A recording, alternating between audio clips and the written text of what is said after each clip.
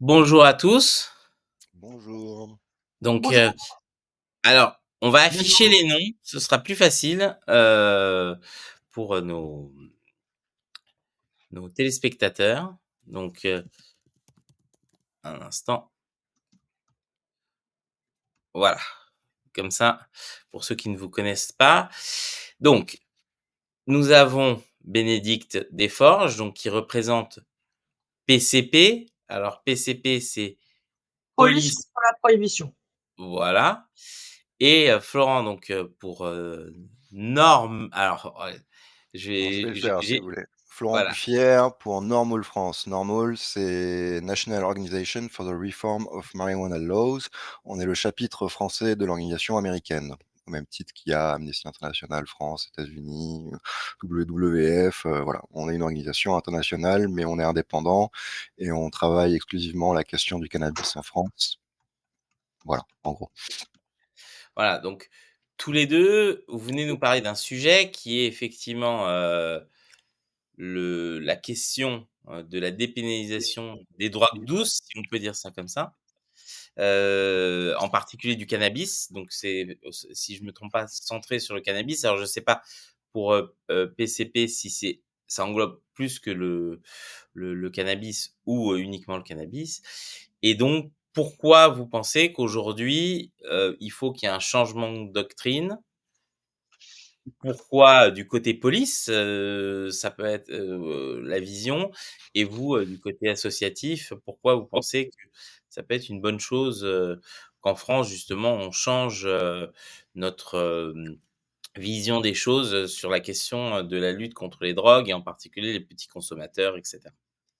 Donc alors, peut-être on peut commencer par, Bénédicte. Heu, ah, heu, alors pour info dans la régie, parce que dans les commentaires beaucoup parlent, c'est pas moi qui fais la régie aujourd'hui, donc vous blâmerez ce Tristan.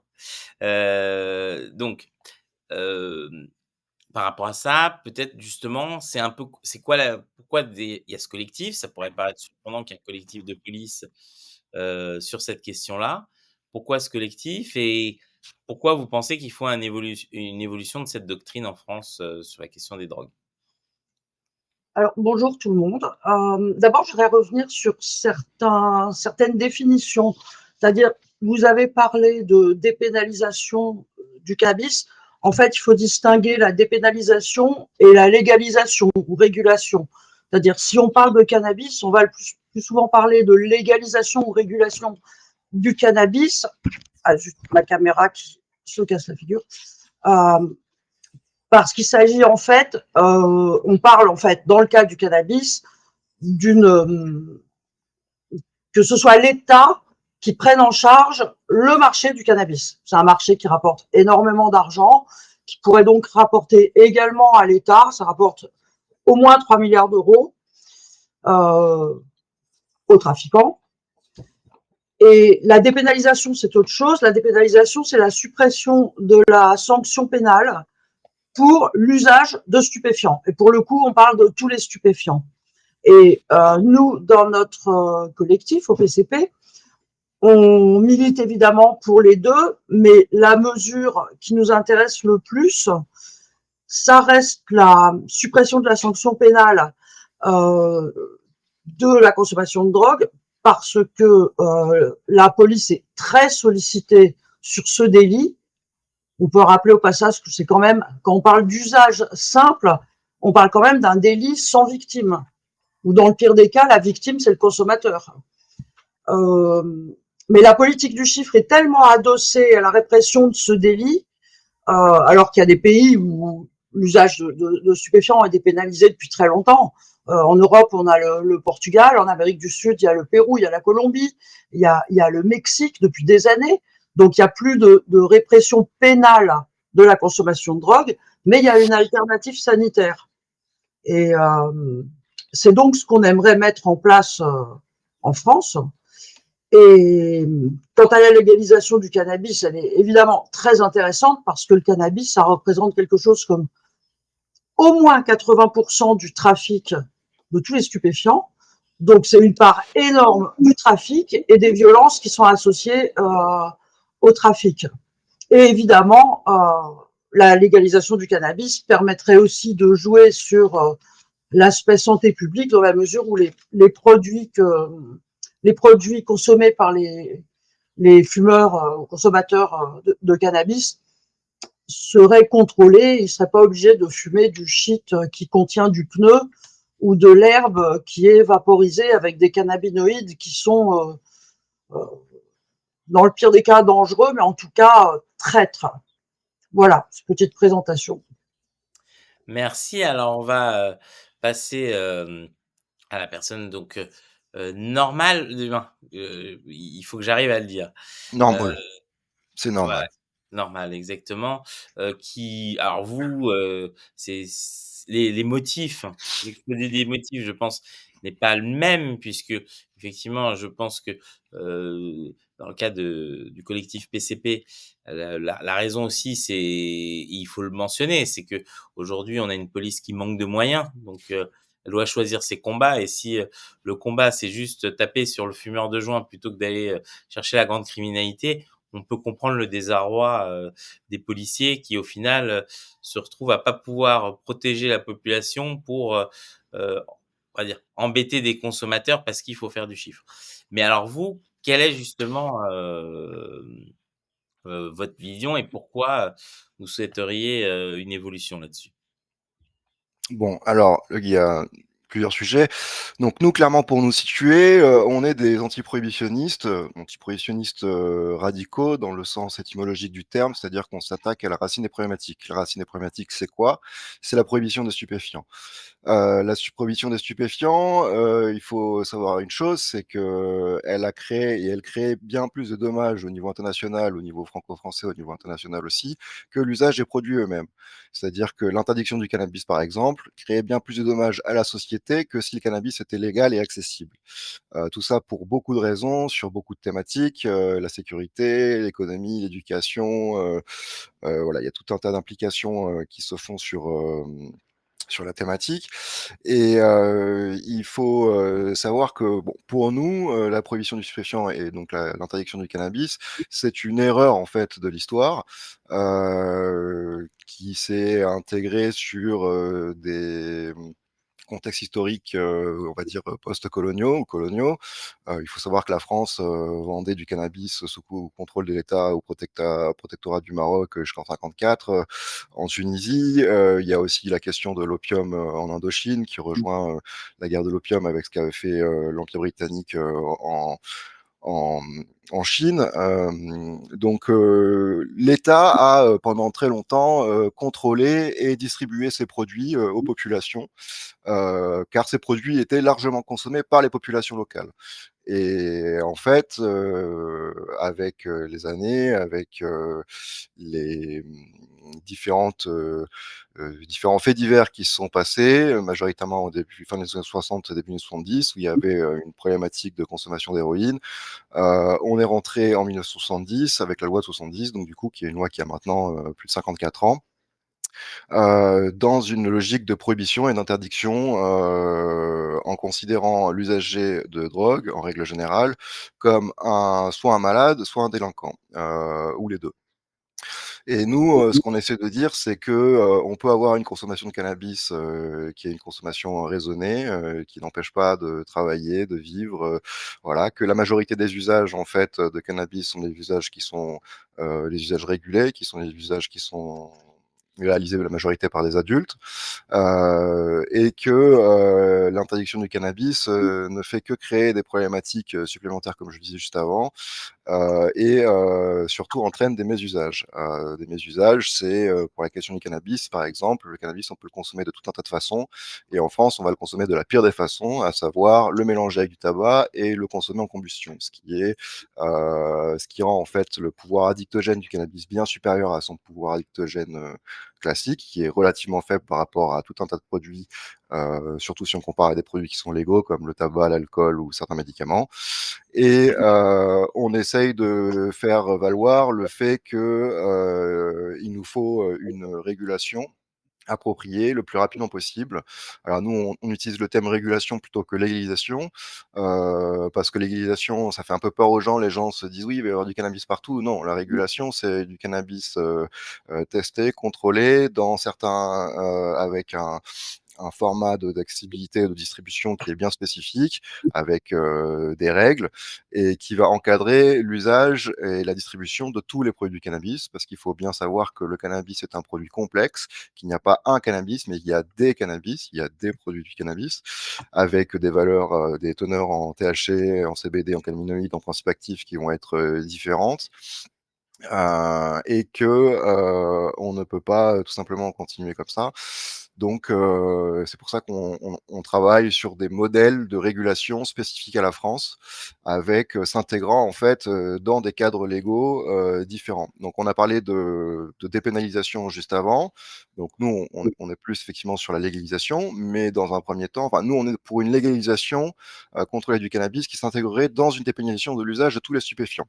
Donc c'est pour ça qu'au final, moi, on rejoint en fait le collectif de Bénédicte Desforges, Police contre la prohibition, sur la question de la dépénalisation, mais on aimerait aussi aller plus loin sur la question de la légalisation. Juste pour terminer sur ce dépénalisation, légalisation, ce sont des termes qui sont un peu compliqués parce qu'en fait, en Allemagne par exemple, où on dit qu'on a légalisé le cannabis, en Allemagne, le cannabis, en fait, on a légalisé l'usage du cannabis, mais on n'a pas encore légalisé réellement la distribution. La seule distribution qu'on a légalisée, c'est la dépénalisation de l'autoculture collective et de l'autoproduction personnelle. Donc en fait, on est en Allemagne, on est dans un cadre où le cannabis va être légal pour l'autoproduction personnelle ou collective via les clubs de consommateurs. Les clubs, c'est pas les clubs de consommateurs en Allemagne, c'est les clubs de cultivateurs. À la différence, par exemple, des États-Unis ou du Canada. Des États-Unis, dans certains États, on va avoir des dispensaires et on va pouvoir acheter du cannabis légal dans des boutiques, et au Canada où c'est encore un modèle différent. Par exemple, au Québec, vous avez la Société québécoise du cannabis, SQDC, comme il y a la Société québécoise des alcools, et qui est un monopole d'État qui va distribuer le cannabis légal. Et là, c'est l'État qui prend en charge la distribution via des boutiques spécialisées. Alors merci, pour ces 2 introductions. Alors moi, j'ai une première question. Alors je suis désolé, je vais me faire un peu l'avocat du diable, hein, mais c'est une question, importante. J'ai l'impression, quand je vous entends, de voir le même discours, d'un autre groupe qui est ceux qui sont, dans le même type, sur la question de la prostitution. C'est-à-dire qui disent, voilà, effectivement, chasser les prostituées et cetera et pas chasser les gros réseaux de proxénètes, c'est un problème. De toute façon, les gens ont toujours, consommé, ben, consommé, utilisé la prostitution. On va éviter de parler de la prostitution comme quelque chose de consommation, mais et donc il faut essayer de réguler tout ça par l'État, plutôt que de passer par, une prohibition qui de toute façon n'a, jamais entre guillemets «marché», peu importe où.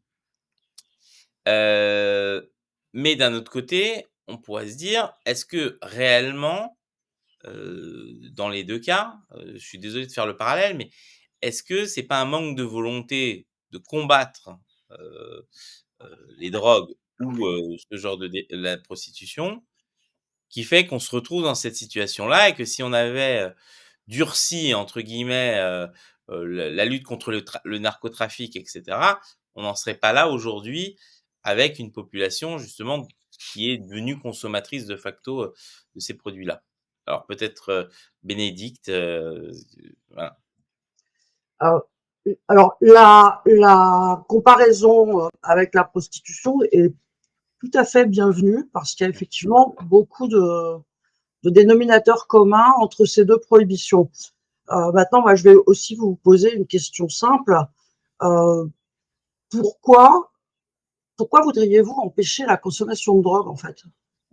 Qu'est-ce qui vous dérange que autrui, chez lui, euh, allume un pétard alors que vous allez peut-être prendre un apéritif? La vraie question, elle est là. Euh, on a des statistiques extrêmement bien documentées de l'ONUDC, qui est l'officine de l'ONU qui est en charge des drogues, toxicomanie, trafic. un usager de drogue sur 10, tout produit confondu, a une consommation problématique. D'accord? Tout confondu, hein. Donc, autant vous dire que dans ce lot de consommateurs, le cannabis ne pèse pas très lourd. Effectivement, la consommation de drogue est une conduite à risque, mais elle se cadre. Et nous, et je pense que Florence sera d'accord avec ça, nous, on va pas avoir un discours hygiéniste du genre il faut réduire la consommation de drogue, parce que ça, on n'a pas la main sur ce que les gens font de leurs habitudes. En revanche, réduire les risques sécuritaires et les risques sanitaires, c'est tout à fait possible en réformant la loi. Dépénaliser et, parce que la dépénalisation, l'autre petit effet intéressant de la dépénalisation, c'est que dès lors que le consommateur de drogue n'est plus un délinquant, que c'est plus un délit pénal, l'accès aux soins pour ceux qui en ont besoin est quand même beaucoup plus facilité. Les conseils de consommation sont beaucoup plus facilités parce que c'est pas du prosélytisme. Là, je lisais dans les commentaires à droite, comment peut-on faire la promotion de ces drogues qui sont des poisons? On peut penser ce qu'on veut sur les drogues. On fait pas la promotion des drogues. On fait pas de prosélytisme. On explique comment ça pourrait mieux marcher d'un point de vue sécuritaire et d'un point de vue sanitaire. Alors, en France, il n'y a pas de crise sanitaire liée aux drogues. On n'est pas au Canada avec la crise opioïde, on n'est pas aux États-Unis, on n'est pas dans certains pays où il y a des drogues bizarroïdes qui font effectivement des ravages. Par contre, la crise sécuritaire, ça commence un peu à y ressembler quand même. Là, on voit tout un tas de... Il n'y a pas un jour, en fait, où il n'y a pas un flingage quelque part en France. Si on regarde bien les faits divers, on voit qu'il y a beaucoup de gens qui se prennent des balles dans les jambes. Alors, ça s'appelle la jambisation. C'est une technique de mafia. Et la balle dans la jambe, la balle dans le genou, ça veut dire dernier avertissement. Donc, on commence à avoir des méthodes mafieuses. Et effectivement, il y a des mafias qui prospèrent très bien sur la prohibition, comme ça s'est passé aux États-Unis dans les années 20 avec la prohibition de l'alcool. Je veux dire, ça a permis d'abord qu'il y ait un marché noir de l'alcool, et puis ça a permis à des mafias de se développer et même d'avoir d'autres activités parce que l'alcool, le contrebande leur rapportait beaucoup. C'est exactement comparable au trafic de stupéfiants. Donc, de dire oui, on n'a pas assez lutté contre le trafic et contre la consommation de drogue, on peut pas dire ça parce qu'on a quand même des exemples. Je veux dire, en Amérique du Sud, les États-Unis ont eu beau mettre tous leurs moyens, la DEA, tout ce que vous voulez, pour essayer d'empêcher les cartels d'inonder les États-Unis de cocaïne et d'ailleurs aussi de cannabis à cette époque-là. Ça n'a pas marché. Je veux dire, on peut même militariser la guerre à la drogue, comme on appelle ça. Ça marche pas non plus. Donc il y a un moment où il faut se rendre à l'évidence et se dire que la lâcheté, c'est pas de légaliser ou de dépénaliser. La lâcheté, c'est de fermer les yeux sur cet état des lieux qui est catastrophique et de dire bah non, on va rajouter de la répression à la répression en croisant les doigts que ça marchera un jour. Ça marche pas, c'est comme ça. Même si on est un fan de la répression, même si on ne jure que par la répression comme remède sociétal à tout ce qui déconne, ça ne marche pas pour les drogues. Même les pays où le trafic et la consommation de drogue sont punis de peine de mort, les gens continuent de consommer et continuent de trafiquer. Donc, je veux dire, la posture raisonnable, c'est de réformer, c'est pas le statu quo.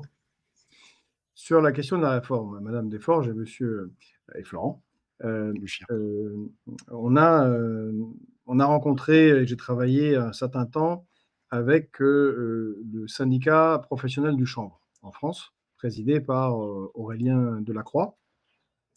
Et vous avez dit tout à l'heure, Madame, dans votre dernière intervention, que la consommation de cannabis est problématique en moyenne pour une personne sur 10. Or, il nous a parlé de ce qu'a fait la Suisse, qui n'est pas un État bolchevique, hein, ni laxiste, loin s'en faut.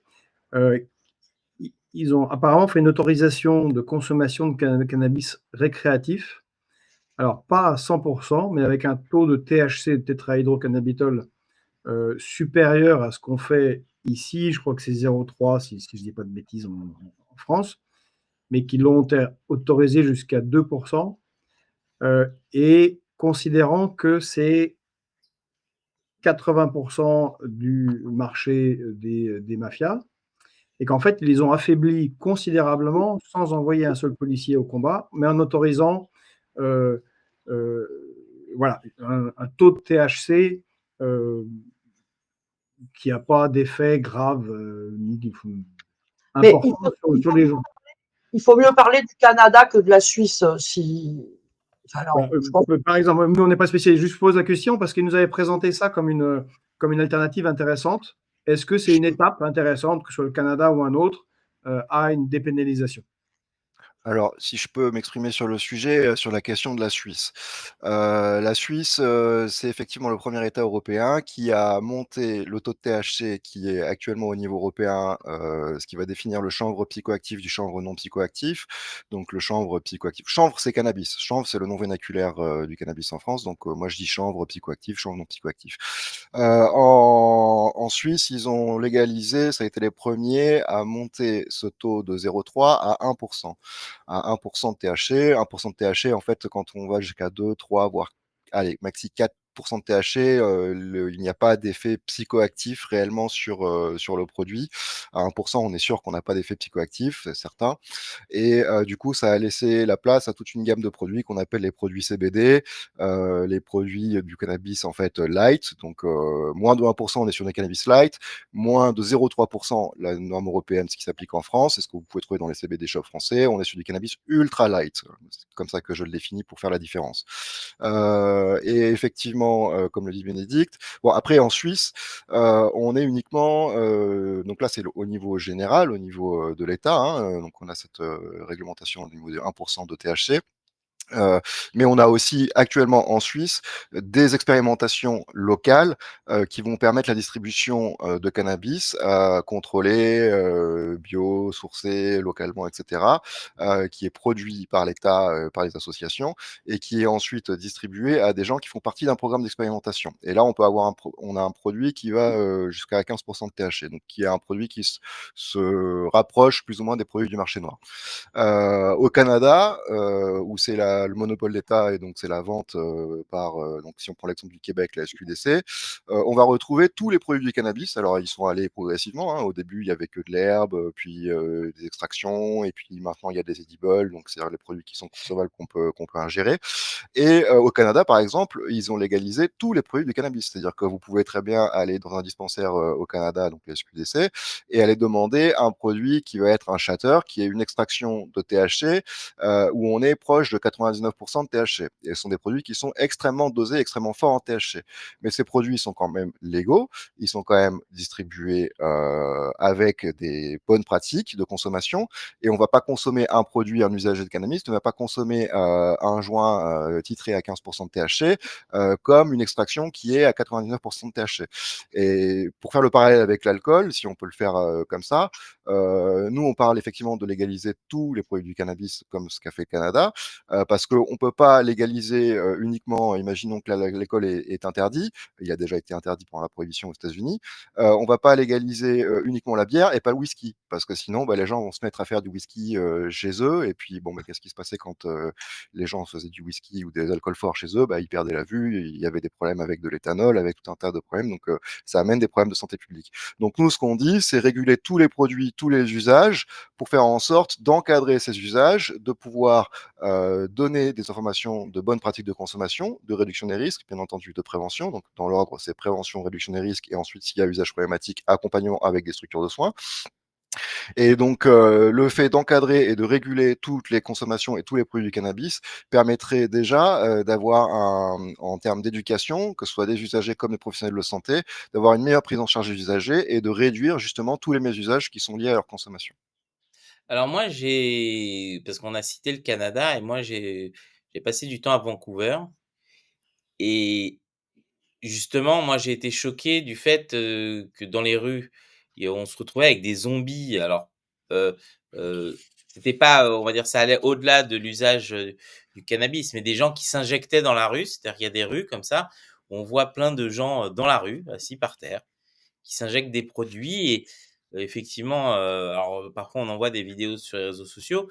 Le hasard fait que j'avais choisi un hôtel, je ne savais pas, il avait l'air pas trop cher.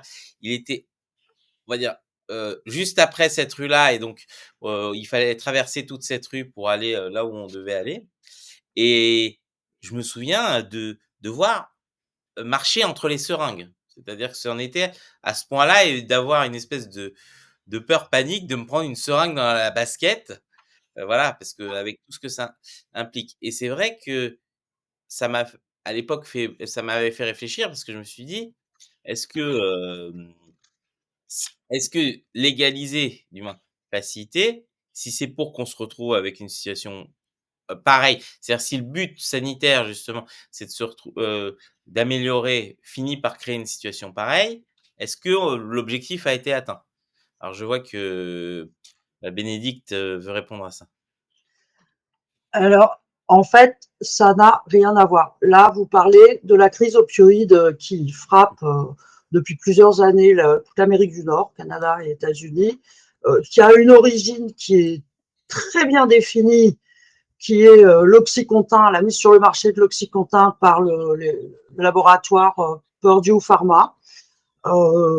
Ça a été vendu, c'est un antalgique très puissant, l'Oxycontin.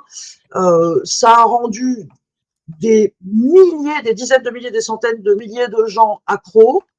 Bon, je vous passe le déroulé de cette crise. Tous ces accros aux opioïdes se sont retrouvés dans la rue à chercher des substituts. Donc, il y a eu d'abord de l'Oxycontin de contrebande. Ensuite, il y a eu de l'héroïne qui a été réinjectée sur le marché américain en provenance du Mexique, justement, parce que le Mexique exportait moins de cannabis, vu qu'il y a beaucoup d'États qui ont légalisé, et ils ont sauté sur cette opportunité de crise opioïde pour réinjecter de l'héroïne dans les rues américaines.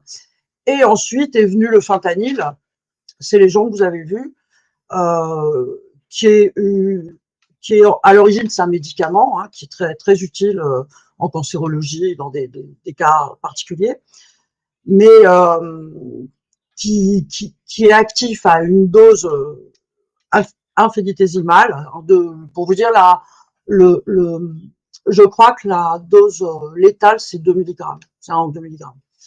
Et en fait, et qui est pas cher. Et donc c'est ces gens-là que vous avez vus, mais ça n'a rien à voir. On peut pas dire que ça rentre dans la consommation de drogue courante. C'est quelque chose qui est complètement particulier à l'Amérique du Nord et qui rentre pas dans, qui a rien à voir en plus avec le cannabis, absolument rien à voir avec le cannabis. Je veux dire, si ça pouvait avoir quelque chose à voir avec le cannabis, c'est qu'il se trouve que le cannabis s'avère parfois être un bon traitement de substitution aux opioïdes. Après, substitution au fentanyl, j'en ai aucune idée. Mais c'est quelque chose qui a été étudié, même en France. C'est un des usages, une des visées thérapeutiques aussi du cannabis qui peut être développé. Non, parce que je me fais un peu l'avocat du diable. Beaucoup de gens partent du principe que si on dépénalise le cannabis, ce sera après, on va passer à la cocaïne, à l'héroïne, Non, l'alcool, le crack, non, et non. cetera et Là, justement vous parlez de drogues qui ont déjà leur marché. Et vous parlez d'un principe qui est celui de l'escalade, qui n'est absolument pas vérifié ou vérifiable. Il y a 5 millions au moins de consommateurs de cannabis en France. Ils sont pas destinés à prendre d'autres drogues. La drogue, c'est une affaire de demande, pas d'offre. Si je vais à côté, à Carrefour, acheter du Coca Light et qu'il n'y a pas du Coca Light, je ne vais pas me reporter sur la vodka.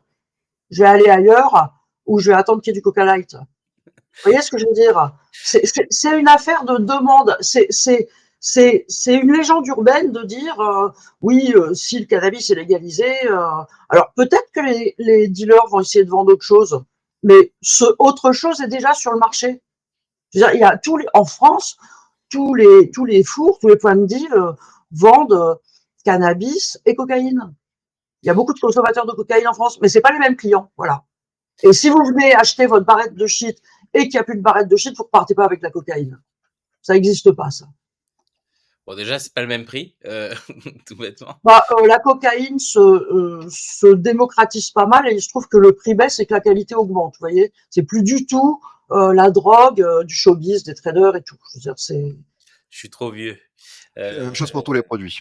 Tous les Tout à fait. produits, on a une augmentation de la concentration et une baisse du prix, une augmentation de l'accessibilité en France. Voilà le résultat de la politique de prohibition. Donc, un voilà. interdit qui est en fait complètement contre-productif. C'est ça qu'on essaie de dire. C'est-à-dire que l'interdit ne fait qu'augmenter les consommations, qu'augmenter la pureté des produits, qu'augmenter les mésusages et ne n'accompagne en rien les consommateurs dans leur usage qui peut s'avérer problématique. Mais la grande majorité des usagers ont un contrôle de l'usage des produits. D'accord, mais alors justement par rapport à ça, il y a toute une économie, hein, de la vente de drogue, et en particulier, du cannabis et du hashish dans certains coins en banlieue ou dans d'autres. C'est-à-dire qu'il y a des salariés, hein, on peut les estimer, que ceux qui les du guetteur à celui qui livre le consommateur, à celui qui, fait la navette et cetera. Ces gens-là, dès lors que l'État reprend la main, se retrouvent sans rien faire.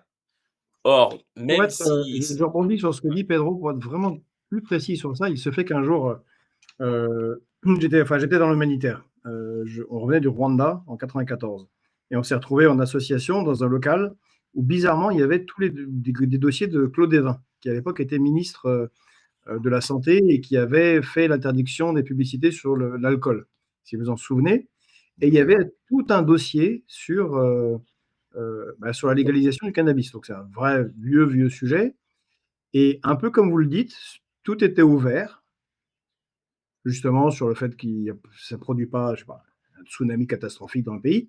Mais le seul point en rouge était les rapports de la préfecture de police disant oui, mais si vous ne trouvez pas une économie de substitution, vous nous créez un chaos sans précédent dans certains quartiers. Ça, C'est faux. Mais justement, voilà, c'est la question. ça, c'est l'argument du statu quo. Maintenant, les gens qui gagnent vraiment beaucoup d'argent avec la drogue, ils habitent pas dans ces cités, déjà et d'une. Ensuite, je trouve ça assez marrant que tout le monde Alors évidemment que pour certains, ça fera un manque à gagner, mais évidemment aussi qu'il y aura toujours un marché résiduel, un marché noir résiduel. Ça, personne vous dira le contraire. Personne vous dira le contraire parce que d'abord, il y a une clientèle mineure. Alors, les mineurs, ça, les politiques, ils vous en Comme pour parlent. les cigarettes, vous voulez dire. À Barbès, c'est Ah, les pareil. cigarettes, c'est autre chose. Les cigarettes, c'est s'il y a un marché noir de cigarettes, c'est parce que le prix parce que le tabac est hors de prix, tout simplement. C'est une C'est histoire la de politique de prix. taxation. Mais voilà. Mais sur le cannabis, il y aura toujours un marché noir résiduel parce que il y a une clientèle mineure déjà qui n'aura pas affaire, qui n'aura pas accès, je veux dire, au point de vente légal. Donc ça, les mineurs, c'est une population d'usagers de drogue qu'il faut un peu rééduquer avec une prévention efficace, pas que des mots, quoi. Vraiment une prévention bien calibrée à chaque tranche d'âge, ce que le Portugal a réussi à faire d'ailleurs. Et il y aura toujours un marché noir résiduel. Alors bon, après, charge à l'État de faire une légalisation suffisamment bien pensée pour que ce marché résiduel soit le plus petit possible.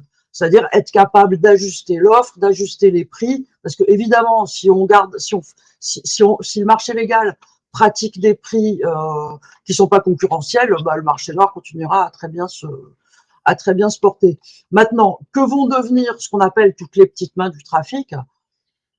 Je ne sais pas, vous vous rappelez, avant, il y avait de l'argent en espèces dans les banques.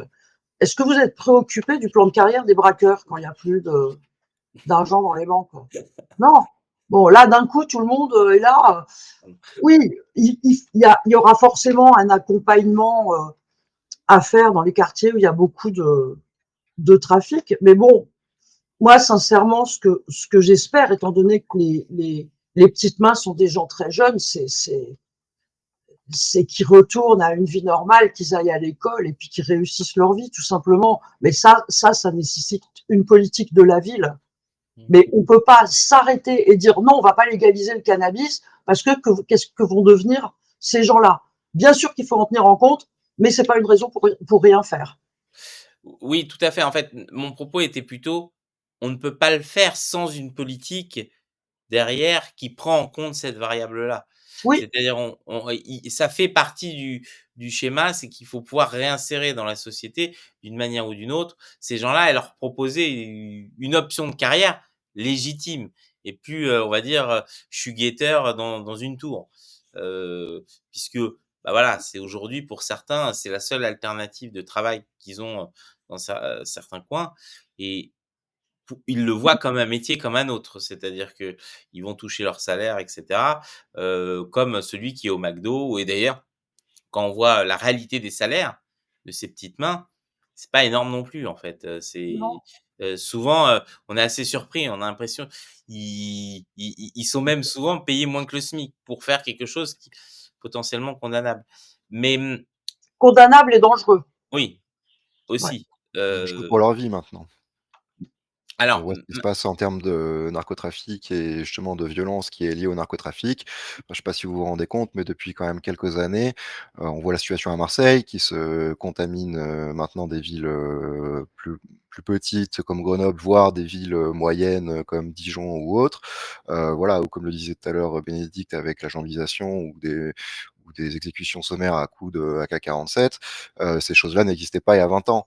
Et ça, c'est clairement une modification du marché, qui s'est fait parce que, alors déjà, il y a effectivement l'arrivée de la cocaïne qui a fait que il y a plein de fours qui ne vendaient exclusivement que du cannabis, qui maintenant se sont portés sur l'offre multiproduits, donc cocaïne, héroïne, MDMA, autres, en majorité, c'est ça, hein. Et donc en plus, cet appel, enfin, du marché noir, il faut savoir que le cannabis est un produit d'appel pour le marché noir, c'est-à-dire qu'on va voir son dealer pour aller acheter du cannabis et puis, bah, le cannabis, on marge peu, mais on en vend beaucoup. Donc c'est le produit un peu vache à lait, mais derrière, le dealer, il a tout intérêt à vous vendre de la MDMA ou de la cocaïne ou d'autres produits parce qu'il va en vendre moins, mais il va beaucoup plus marger. Et donc ça aussi, c'est pour ça que nous, c'est un argument aussi pour nous, pour la régulation, la légalisation, c'est dire: «Il faut séparer les produits, séparer la distribution des produits, pour faire en sorte que si vous allez acheter du cannabis, qu'on vous propose pas de la cocaïne. Bénédicte l'a dit aussi juste avant, quand on est consommateur de cannabis, normalement, on va pas, se mettre à consommer de la cocaïne et les usages ne sont pas les mêmes, les usagers ne sont pas les mêmes.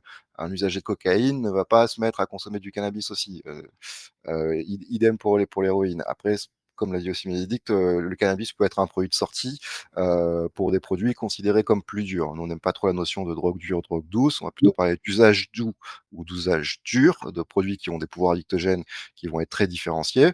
Et donc nous, on appelle à une régulation, du cannabis, mais une dépénalisation de l'usage de tous les stupéfiants. Dépénalisation de l'usage de tous les stupéfiants pour pouvoir prendre en charge, d'un point de vue sanitaire, les usagers et arrêter de les criminaliser parce qu'en fait, criminaliser les usagers, ça ne sert strictement à rien.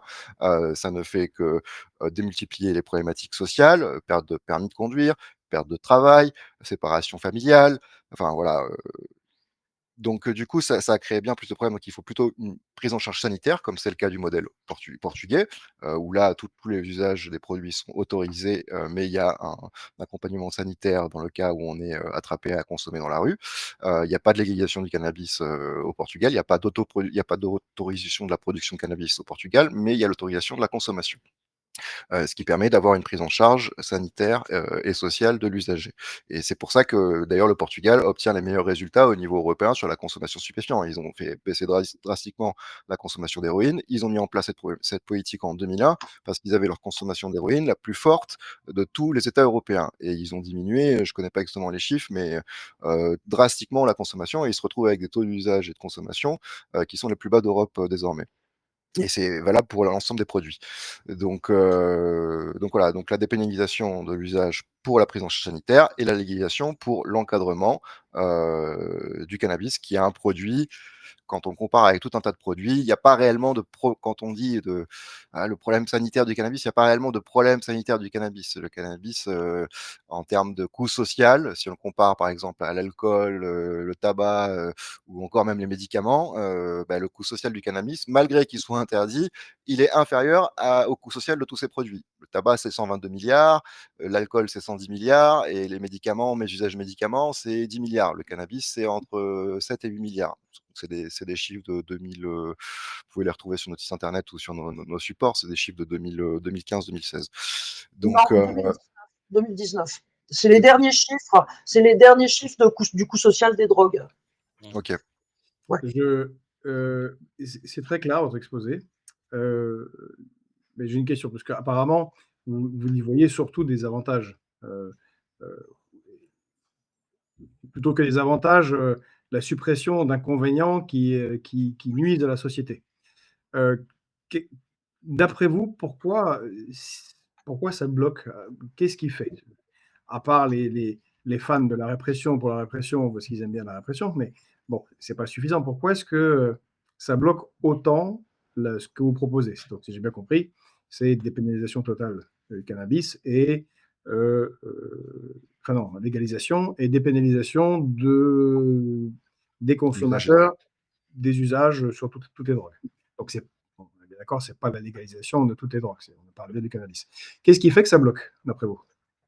Je pense qu'il y a deux choses. D'abord, il y a un plafond de verre moral qui est très puissant, c'est-à-dire avec un espèce de mélange malvenu de concepts, qui est de dire dépénaliser ou légaliser, ce serait du laxisme. Non, à mon sens, le laxisme, c'est de laisser faire, justement. C'est de ne pas avoir le courage politique de dire, bon, bah voilà, ça marche pas, ça marche pas. D'ailleurs, ce serait bien aussi qu'il y ait une petite commission parlementaire qui se réunisse et qui fasse un bilan de la loi de 70, parce qu'à mon avis, on aurait quelques surprises. Et d'un point de vue sécurité, ministère de l'Intérieur et tout, c'est très, très utile, parce que c'est une fabrique à chiffres, la répression de l'usage.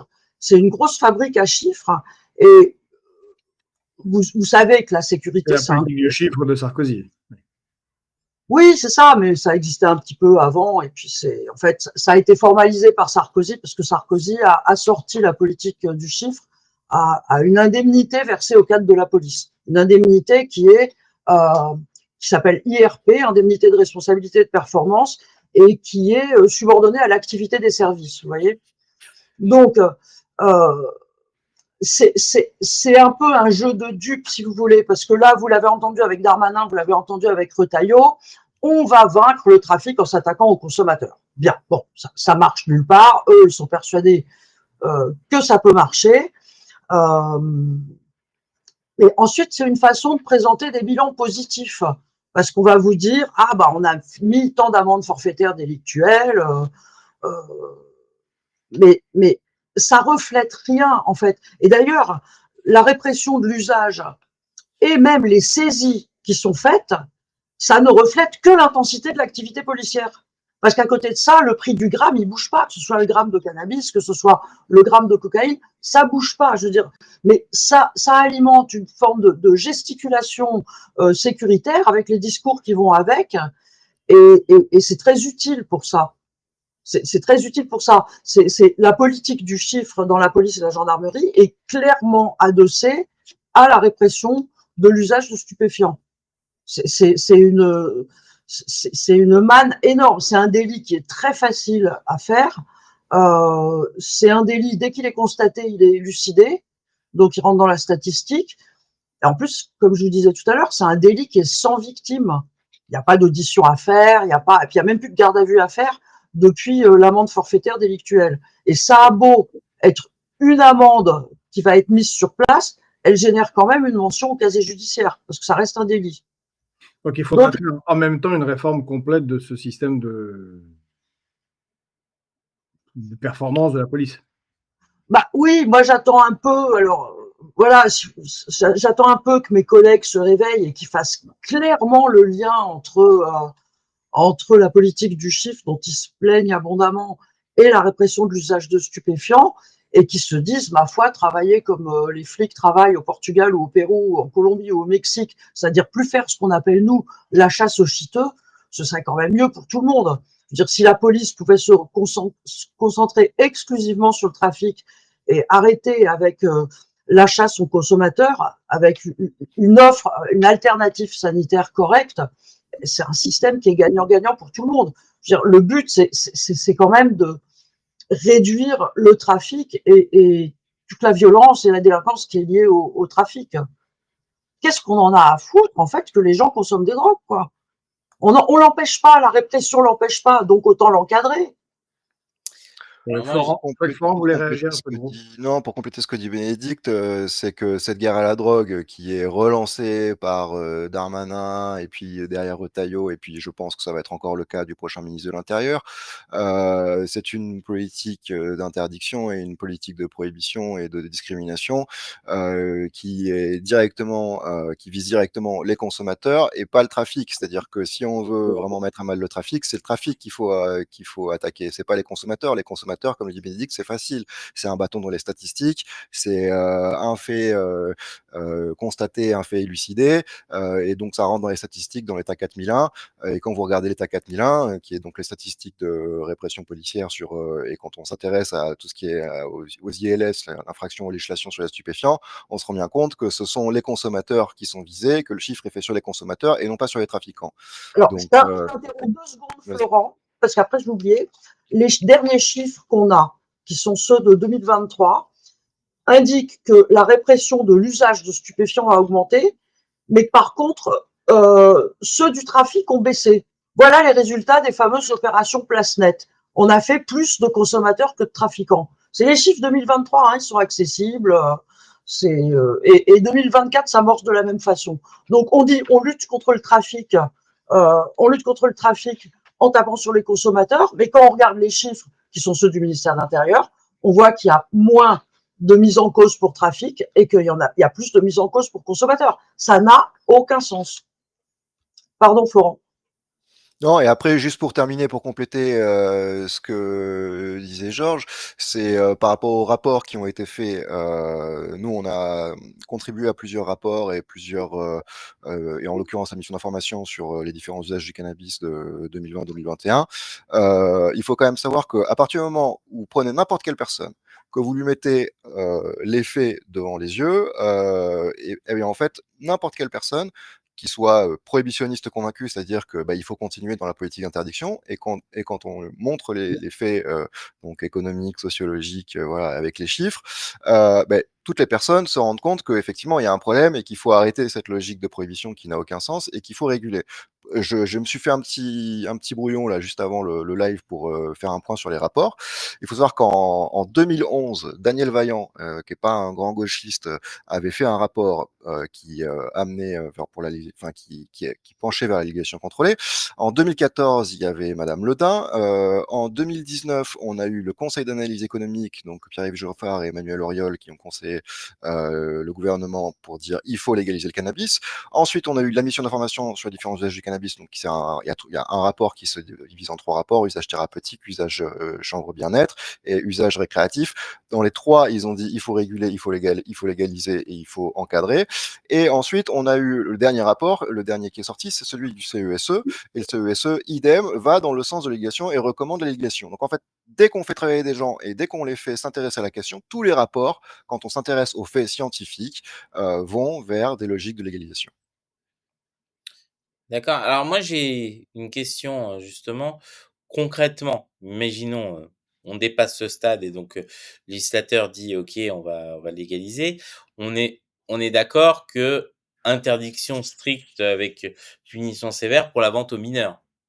Bah, évidemment. Oui, non mais je le dis pour Alors, les punition auditeurs. sévère, Ah, mais c'est comme l'alcool, tu ne peux pas acheter de plutôt l'alcool. que punition sévère, prise en charge et accompagnement, parce que ça ne sert à rien de punir. Si votre enfant, si vous trouvez votre fils, je sais pas, qui a 15-16 ans, et si vous trouvez un bout de hache dans Non, ses il parle poches. de la vente. Non, non, je parle le Ah, vendeur, pardon, le pardon, vendeur. excusez-moi, C'est-à-dire que dès pas de lors problème. qu'on a des structures de vente légales, si le vendeur, comme, un cafetier Non, qui mais c'est comme vendrait l'alcool.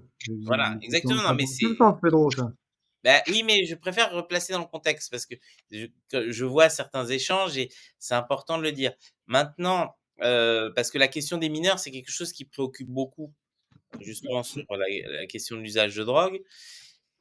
Et quid de toutes ces nouvelles drogues de synthèse qui arrivent? Je pense là, par exemple, j'ai vu un article hier, c'est sur le, pète ton crâne ou, je sais plus, heu du moins il y a un certain nombre de choses qui maintenant se vapotent, s'achètent en doses. C'est plus du tout On n'est plus du tout dans le on va dire, on va dire, on est dans la chimie pure, hein, avant effectivement, on était des drogues qui viennent de plantations, l'opium, le cannabis, même la cocaïne, ça vient on va dire, d'une certaine forme d'agriculture et là, on passe complètement sur des processus qui n'ont rien à voir.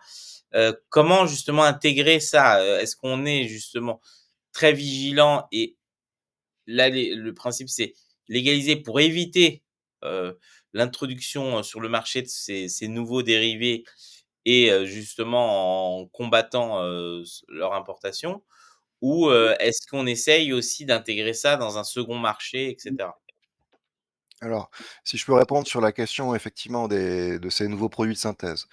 Donc les nouveaux produits de synthèse, en l'occurrence, moi je parle uniquement des produits de synthèse qui sont liés au cannabis, parce qu'il en existe d'autres qui sont de la méphédrone, des choses qui sont plus liées aux amphétamines, aux extasies, etc. Sur la question du cannabis et des cannabinoïdes de synthèse, qu'on appelle les néocannabinoïdes, c'est-à-dire que ce sont des cannabinoïdes qui n'existent pas à l'état naturel, ces produits existent. Pourquoi? Parce que le cannabis est interdit. Donc ce sont des produits qui sont très facilement, qui ont un coût de production qui est minime, qui sont réalisés majoritairement dans des design drugs, des usines de design drugs en Chine majoritairement, dans les mêmes usines qui produisent tout un tas de produits, en l'occurrence même le fentanyl qui inonde le Mexique et puis ensuite maintenant la côte ouest des États-Unis et du Canada. Donc ces produits, en l'occurrence inéocannabine, n'existent que parce que le cannabis est interdit et qu'il est illégal et que en fait même dans le cas, par exemple, du PTC, Pète ton crâne ou Bouddha Blue, alors ils disent que c'est une nouvelle drogue, mais non, c'est pas du tout une nouvelle drogue. Tous les mois, ce truc, ça sort. Je sais pas quel est l'intérêt de la presse ou des médias de parler de ce sujet-là, mais vous regardez, vous tapez PTC Bouddha Blue dans Google et vous faites une recherche de Google Actualité. Tous les mois, vous avez BFM, Ouest France, tous les grands médias qui vont nous sortir Bouddha Blue PTC, la nouvelle drogue tendance qui fait fureur chez les jeunes. Voilà, donc on joue sur les peurs. On utilise un produit qui existe parce que il n'existe seulement parce que la prohibition est en place. Ce produit n'est pas aussi développé et accessible qu'il est présenté. Donc là, il y a une vraie problématique. Et en fait, la majorité des cannabinoïdes synthétiques, ils existent et ils sont consommés par des usagers de THC. Pourquoi? Parce que on est dans une logique répressive de tests salivaires, en l'occurrence sur la route, pour les pertes de permis. Il y a même des gens qui perdent de permis pour avoir consommé des produits CBD, qui sont des produits légaux sur le territoire français. Mais ces produits du cannabis synthétique permettent de passer outre la détection du THC dans les tests salivaires, par exemple. Donc on a beaucoup d'usagers de THC qui consomment un THC voilà, naturel, on va dire, bon, issu du marché noir, ou voilà, qui se retrouvent maintenant à consommer des produits qui sont des produits néocannabinoïdes, qui sont bien plus forts, sur lesquels on n'a pas de recul, où ce sont clairement des hamsters, enfin des souris d'expérimentation. Ils jouent le rôle de souris d'expérimentation, de rats de laboratoire, parce qu'on n'a pas de vision sur les effets à long terme de ces substances. Et donc ça, c'est vraiment problématique. Donc en fait, ces produits, par exemple, ces produits n'existent pas dans les endroits où le cannabis est facilement accessible. Ils n'existent pas au Canada, ou très peu. C'est des produits qui sont très marginaux. Et ça reste quand même des produits qui sont marginaux en France. Mais alors justement, alors là, il y a un truc, qui me fait un peu tiquer moi, mais ça, c'est parce que sur cette question-là, je pense la même chose sur l'alcool. On a parlé, vous avez parlé des usagers de la route. Est-ce que justement une, dépénalisation, il ne faudrait pas durcir parce que justement pour éviter, parce qu'on sait que, mais aussi bien sur l'alcool, hein. Sur l'alcool, c'est-à-dire qu'il y a pas mal de pays maintenant qui pratiquent la tolérance, 0 alcool au volant.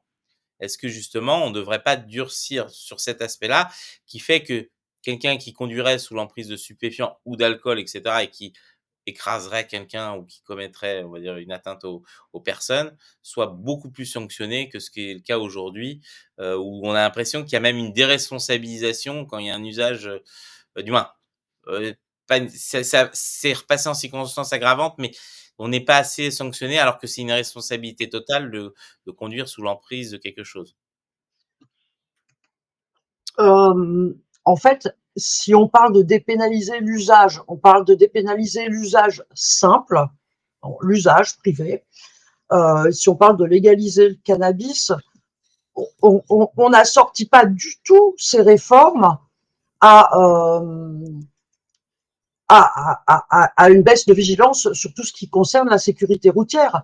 En revanche, ce qui serait utile, c'est de changer le mode de détection.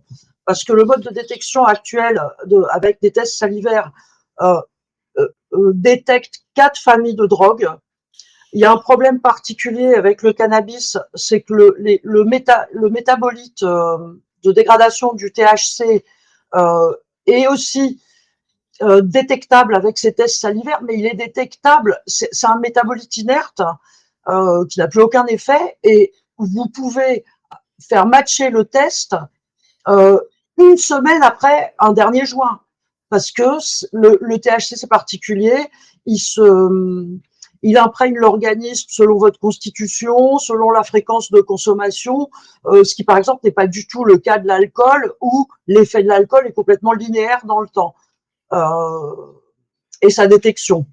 Le THC peut se détecter très longtemps après. Ça, c'est un problème. En fait, c'est une grande injustice. Moi, j'ai un copain qui a perdu son permis de conduire un lundi matin sur un contrôle de gendarmerie. Il avait fumé le vendredi soir. Et il n'est pas en région parisienne où il peut prendre les transports en commun. En fait, c'est assez dramatique ce qui se passe avec le cannabis.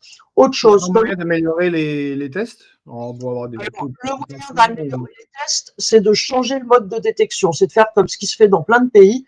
C'est des tests comportementaux, des tests de réflexe, tout simplement. Parce que là, vous allez identifier toutes les drogues, parce qu'à l'heure actuelle, avec le test salivaire, vous pouvez conduire sous kétamine, LSD, 3-MMC, champignons hallucinogènes, c'est pas détectable. Hein. Faut le savoir quand même.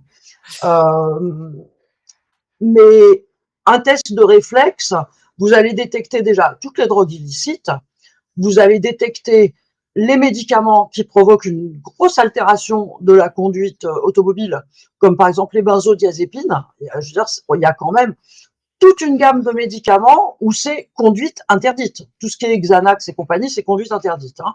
Et puis, vous allez détecter les gens qui sont trop fatigués pour conduire, les gens qui ont un problème qu'ils n'ont pas eux-mêmes identifié parce qu'ils n'ont rien pris. Je veux dire, il faut savoir, ça, ce serait une mesure de sécurité routière. Mais là, les tests de détection tels qu'ils existent sont juste une forme de chasse aux consommateurs de drogue, mais qui est complètement... oui, c'est destiné à chasser les consommateurs de drogue, mais simplement sur 4 familles de drogue qui sont cannabis, crack cocaïne, opiacés et MDMA, amphétamine. Et je peux vous dire qu'on oublie plein de drogues là. Et il faut plus que cette forme de test soit juste une chasse à l'usager détournée. Il faut que ce soit clairement au service de la sécurité routière. Alors, une dernière question, peut-être que le temps file. Vous avez très très bons arguments, je trouve ça convaincant. Est-ce que vous seriez prêt d'en faire une question par référendum? Ou vous pensez que ça ne passerait pas? Il y en a un qui dit oui et l'autre qui dit non. Voilà une question non. Le référendum, c'est extrêmement casse-gueule. On voit bien que les stupéfiants et le cannabis en particulier, on peut en mettre dans tous les faits divers, vous voyez. Il suffit d'organiser un référendum 2 jours avant, de monter un fait divers en épingle en disant « Ah, mais oui, ce type était un fumeur de cannabis et tout », et boum. L'opinion publique est quand même très volatile. De temps en temps, elle est un peu au-dessus de la moitié, au-dessus de 50% pour dire que la légalisation du cannabis serait une bonne idée. Et puis le coup d'après, il suffit qu'il y ait eu un fait divers et puis elle est un peu en dessous de 50%. Alors, on a eu l'exemple de la Nouvelle-Zélande, ils pensaient que le référendum était une très bonne idée. Ils se sont plantés, donc ils ont enterré la légalisation du cannabis pour des années. Et on ne peut pas tout soumettre à référendum. Le problème de la réforme de la loi 70 est complexe. Je veux dire, il y a une dimension purement, qu'est-ce que c'est que les stupéfiants? Pourquoi les gens se droguent? Est-ce que c'est grave? Est-ce que c'est pas grave? Il y a une dimension sécuritaire, il y a une dimension sanitaire qui est énorme. Pourquoi est-ce qu'on ferait appel au public? En fin de compte, on n'est pas qui veut gagner des millions. Il y a tout un tas de réformes qui ont été prises sans même l'assentiment de l'électorat, comme l'abolition de la peine de mort. Nous, ce qu'on attend, c'est pas d'avoir l'appui de l'opinion publique, c'est d'avoir la responsabilité, le sens des responsabilités, le courage politique de la part des élus. Ouais, si je peux compléter, moi je disais oui de la tête, mais seulement si. C'est-à-dire qu'effectivement, moi je rejoins quand même, Bénédicte sur son approche, par rapport au référendum. On peut nous sortir un fait divers et puis derrière, ça va enclencher des actions qui sont pas forcément souhaitables. La logique, la problématique qu'on a actuellement, c'est qu'on vit dans un État, il faut le rappeler, donc on a 54 ans de désinformation sur, les drogues, même plus, Bah parce que voilà. même avant la loi 70, il y avait, beaucoup d'informations.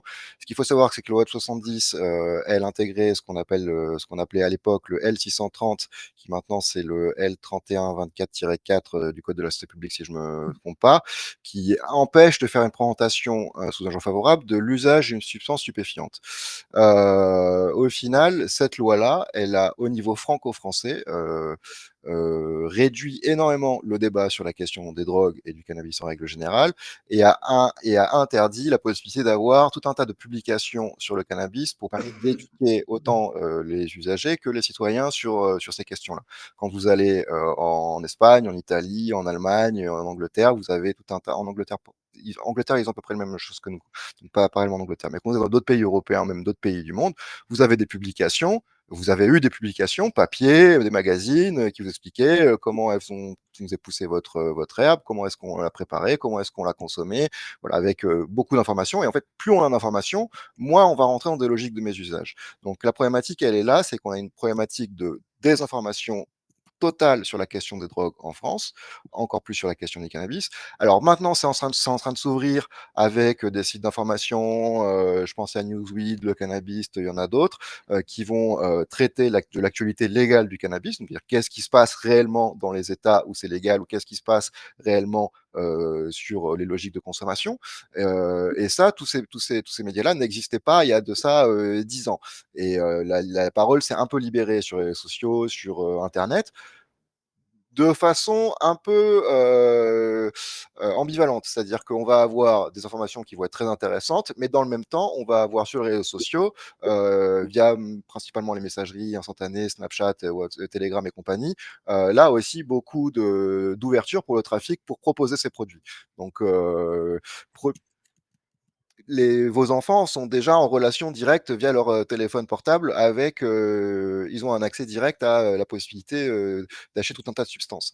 Donc, d'un côté, c'est bien pour l'information, et d'un autre côté, il faut faire attention parce que ce sont aussi des canaux qui sont utilisés par le narcotrafic pour distribuer leurs produits. Mais voilà, il faut bien se rendre compte que en France, on n'a pas de liberté d'expression sur les drogues, et nous, ce qu'on demande, c'est d'avoir une liberté d'expression sur les drogues. C'est-à-dire ce qu'on est en train de faire actuellement, c'est pas illégal parce qu'on parle pas de l'usage de la présentation sous jeu favorable de substances stupéfiantes. On parle de régulation, on parle de politique de santé publique, de politique de sécurité, de politique économique. Et donc, du coup, ça, beaucoup de gens se disent: «Ah non, on va pas parler de cannabis, c'est interdit, on peut pas en parler». Si, on peut en parler.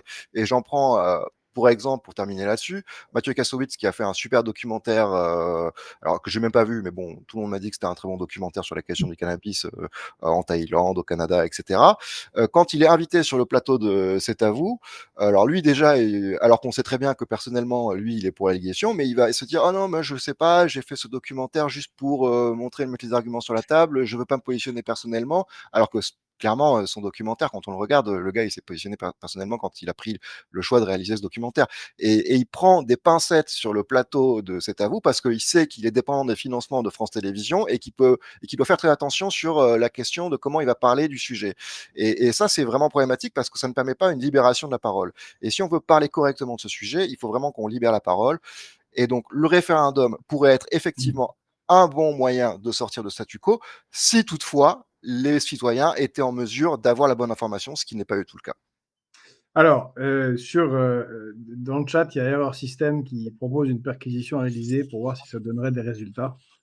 C'est pour la blague.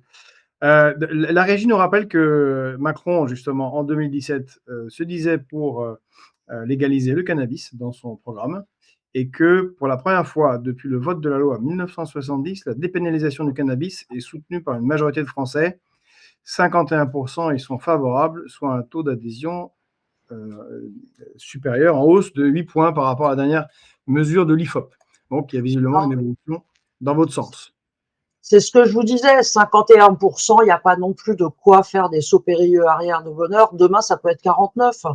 Et moi, C'est comme tout doit être pris par rapport au volume d'informations qu'il y a. Quand je parlais de référendum, nous, c'est un sujet qui nous intéresse, le référendum en général, et c'est pas juste poser la question puis régler le sujet en 3 semaines. C'est poser une question en septembre avec un vote en juin, et puis le temps pour que les citoyens discutent, s'engueulent avec la dinde au marron autour de Noël, et qu'il y ait enfin, que les gens se saisissent du sujet et pas que cela leur soit posé à la va-vite, et oui, mais qu'on pour fasse, qui comme disait Florent, on passe un exemple de quelqu'un qui mais est est-ce que c'est vraiment un sujet d'intérêt pour tous les citoyens?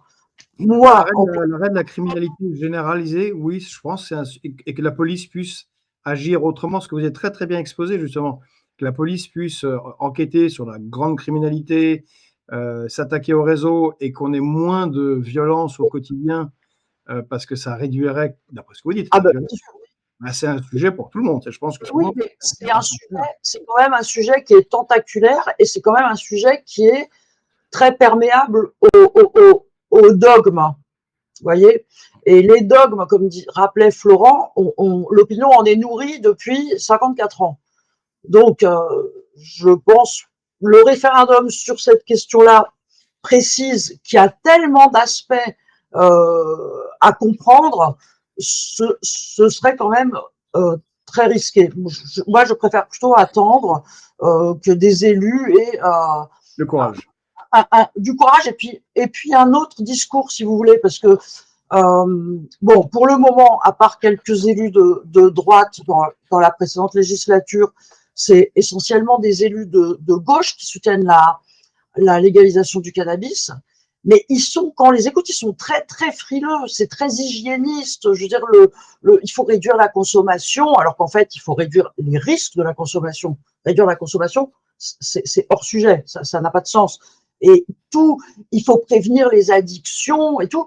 Et ils espèrent que l'opinion publique va adhérer à ça. C'est-à-dire, ils expliquent que le cannabis, c'est très dangereux, qu'on peut avoir une addiction facilement, et donc il faut légaliser. Bah, je suis désolée, Madame Michu, elle peut pas suivre un discours comme ça. Et autant la prohibition, elle est en échec depuis 54 ans, mais le discours anti-prohibitionniste, il se porte pas au mieux non plus. Et c'est pour ça que moi, j'aime bien le sujet de la dépénalisation, parce que ça permet de parler aux gens de choses qui les concernent directement, comme par exemple le coût de la répression. Le coût de la répression sur l'argent public, donc sur leurs impôts. Pour 2024, la répression, elle coûtait 1,94 milliard d'euros et elle ne sert à rien. Elle sert à faire de la présence sur la voie publique, mais quand on regarde le bilan des places nettes et compagnie, elle sert à rien.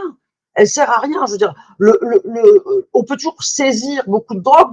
Moi, j'applaudis quand la douane ou les flics ou les gendarmes saisissent des quantités qui se chiffrent en tonnes. Mais le fait est, c'est que ça fait pas grimper les prix des produits. Donc, qu'est-ce qui nous reste? Bah, dépénaliser pour mobiliser les flics encore plus sur le trafic et légaliser le cannabis pour clairement couper l'herbe sous les pieds des dealers en ce qui concerne ce produit-là spécifiquement. Ben, c'est très clair. Voilà, la question du référendum était totalement subsidiaire et n'est pas le cœur de ce que vous avez exposé. Merci à vous, c'était très clair. On en fera une vidéo séparée sur ce sujet qui est difficile, qui effectivement entraîne énormément de débats. Il y a beaucoup d'incompréhension, évidemment. Donc, merci d'avoir clarifié, d'avoir exposé vos idées et pourquoi vous pensez ça, que c'est quelque chose qui serait positif pour la société dans son ensemble. Et merci d'avoir fait, parce que vous ne l'avez pas fait en ayant l'air de beatniks échevelés qui disent n'importe quoi. C'est plutôt très argumenté et on vous en remercie. Bah, merci en tout cas de nous avoir donné la parole et puis je pense que Florent sera d'accord avec moi. On revient quand vous voulez. Ah Avec grand mais plaisir. moi je serais, je le dis, hein, je suis très curieux justement. Je pense qu'il y a, vraiment on a parlé, de la politique du chiffre et cetera. C'est bien de montrer des illustrations et de voir, le détournement des moyens. C'est-à-dire, de voir, l'efficience effectivement de la lutte contre la drogue et cetera. par des chiffres et ça, c'est vrai que je pense que ça mériterait même un reportage de terrain pour, voir un peu, la réalité, du combat à la drogue dans les commissariats et cetera. Voir ce que ça représente en voilà. Mais on va pas teaser, mais on reste en contact et tout est bien. Je remercie à tous nos téléspectateurs ou nos auditeurs, les alors j'ai vu que ça c'était très clivé, dans les commentaires, mais c'est bien, on n'est pas obligé d'être tous d'accord sur tout. Moi personnellement sur ce sujet-là, j'ai pas d'avis, préconçu. J'alterne donc comme la population. Ça dépend du moment et donc c'est vrai que, c'est important. N'oubliez pas de liker, de partager à vos amis et cetera. On ressortira du moins, cette séquence vidéo séparément aussi et justement, donnez votre avis en commentaire. Est-ce que vous êtes pour la prohibition, contre la prohibition, pour la dépénalisation, Mais contre la Pedro, regarde pas. et cetera? Alors, on va laisser, il y a Florent qui demande 1 minute de Ah, conclusion oui, et après on fera notre topo sur, pardon. les 60K. Allez-y Florent. OK, merci. Bon, déjà, je tiens à vous remercier effectivement pour nous donner la parole parce que c'est pas souvent qu'on entend la parole des usagers de cannabis. Personnellement, moi, je me considère comme usager de cannabis, même si je ne suis plus usager de cannabis ou à des rares occasions.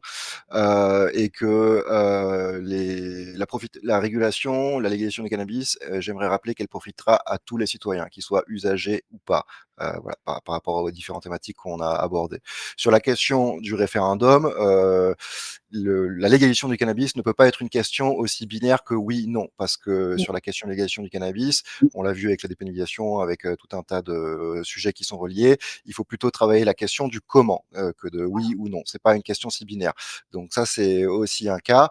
Moi, je vous invite, si vous vous intéressez au sujet de la légalisation du cannabis ou de la pénalisation de l'usage des stupéfiants, de suivre Collectif contre Police contre la prohibition, de suivre bien entendu Normal France. Nous, on a créé pas mal de petits documents qui sont disponibles sur notre compte Twitter, sur notre Linktree, sur notre site internet. On est principalement actif sur Twitter parce que c'est aussi, j'ai vu, tiens d'ailleurs, on aurait pu en parler, mais j'ai vu que vous aviez pas mis cannabis dans votre publication sur Internet, mais sur X, on est quand même assez libre de parler. Mais par exemple, nous, on n'a plus réellement de visibilité, de liberté de ton sur des produits méta, par exemple, que ce soit Facebook ou Instagram. Donc, on a aussi notre liberté d'expression qui est encore entravée sur les réseaux sociaux. Et j'aimerais surtout terminer en disant que si vous êtes contre le cannabis, si vous êtes contre les effets délétères du cannabis, vous devez être pour sa légalisation. Voilà. Merci. Merci à vous tous.